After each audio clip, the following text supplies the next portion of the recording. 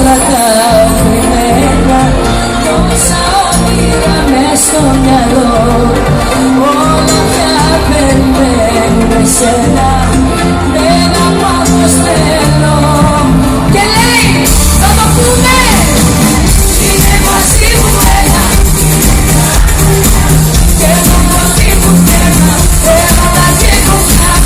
Είναι μαζί μου ένα, ζητά μου ό,τι θες, δεν θα πω αντιλήψεις, μην έχεις ενοχές. Να πεθαίνω μες στα χέρια σου και να χάνομαι ένα πνεύμα σου. Είναι μαζί μου ένα, είναι μια αγκαλιά.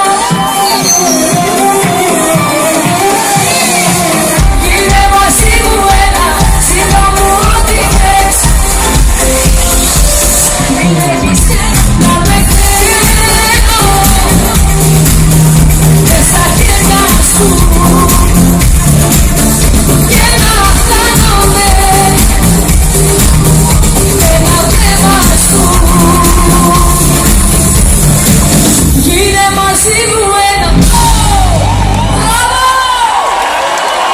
Μπράβο παιδιά! Καλησπέρα! Καλώς σας βρίσκουμε εδώ λίγο μακριά από την Ελλάδα, όμως τόσο κοντά, γιατί έτσι νιώθουμε, έτσι είναι! Και η αίθουσα είναι μεγάλη.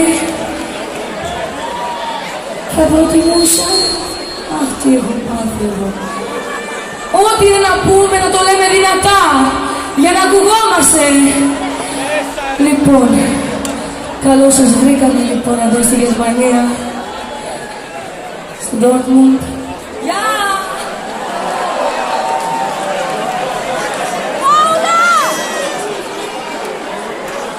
Χαίρομαι που απόψε εδώ γουστάρω για πολλούς λόγους. Θα περάσουμε καλά απόψε! Έτσι αν φωνάζετε ακούγεται. Την ατάκα την ξέρετε. Θα χορεύουμε παρέα, θα τραγουδάμε δυνατά, έτσι ώστε να πούμε πως απόψε εδώ